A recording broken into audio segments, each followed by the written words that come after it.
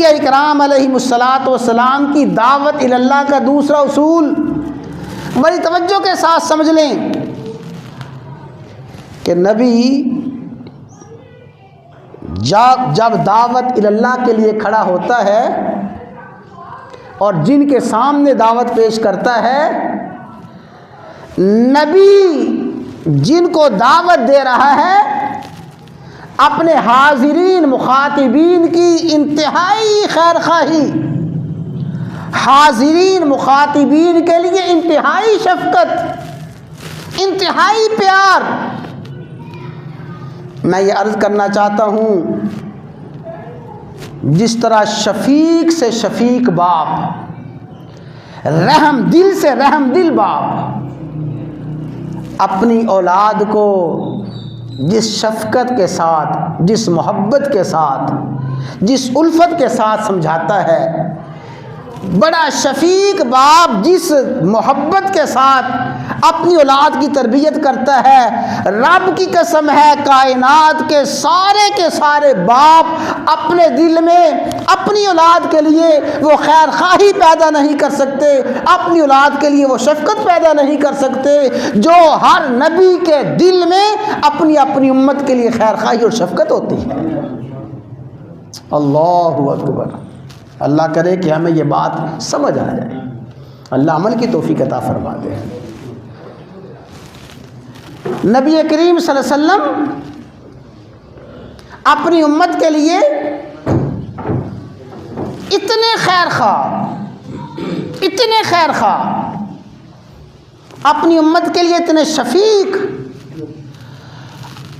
اللہ تبارک و تعالی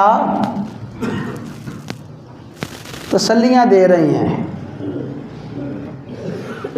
تسلی کیا ہے؟ فَلَعَلَّكَ بَاخِعٌ نَفْسَكَ أَلَّا يَكُونُوا مُؤْمِنِينَ۔ اے حبیب صلی اللہ علیہ وسلم، یہ آپ کے مخاطب، یہ آپ کے سامعین، یہ آپ کے امتی آپ پہ ایمان نہیں لا رہے، آپ کی بات نہیں مان رہے، آپ اتنے پریشان ہو رہے ہیں، لَعَلَّكَ بَاخِعٌ نَفْسَكَ، کہیں اسی پریشانی میں آپ کی جان نہ چلی جائے۔ فَلَا تَذْهَبْ نَفْسُكَ عَلَيْهِمْ حَسَرَاتٍ، ان پہ افسوس، ان پہ غم کرتے ہوئے آپ کی جان نہ چلی جائے۔ جیسے کہتے ہیں نا، کہنے والے کہتے ہیں کہ بیٹا میں بیمار ہوا ہوں، میں بوڑھا ہوا ہوں، میرے بڑھاپے اور میری بیماری کی وجہ تو ہی ہے۔ اے میرے بیٹے، تو نے اپنے کردار سے اور تو نے اپنے اعمال سے مجھے بوڑھا کر دیا ہے، مجھے بیمار کر دیا ہے۔ یاد رکھیں، کائنات کے سارے باپ، ان کی یہ کیفیت نہیں ہو سکتی جو کیفیت رسول اللہ صلی اللہ علیہ وسلم کی اپنی امت کے لیے تھی۔ اتنی خیر خواہی، اتنی شفقت، اتنی محبت،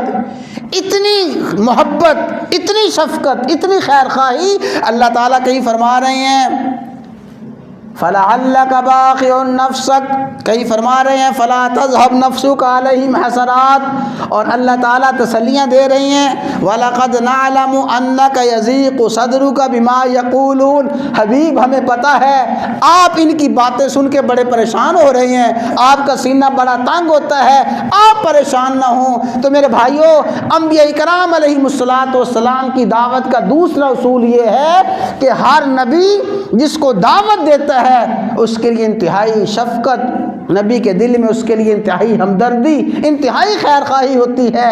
کسی طرح یہ مان جائے، کسی طرح یہ میری بات کو قبول کر لے، اتنی ہمدردی، اتنی خیر خواہی نبی علیہ الصلوۃ والسلام کی ذات میں ہوتی ہے۔ وہ خیر خواہی شفیق سے شفیق باپ کے دل میں نہیں ہوتی جو خیر خواہی ہر نبی کی اپنے ہر امتی کے لیے ہوتی ہے۔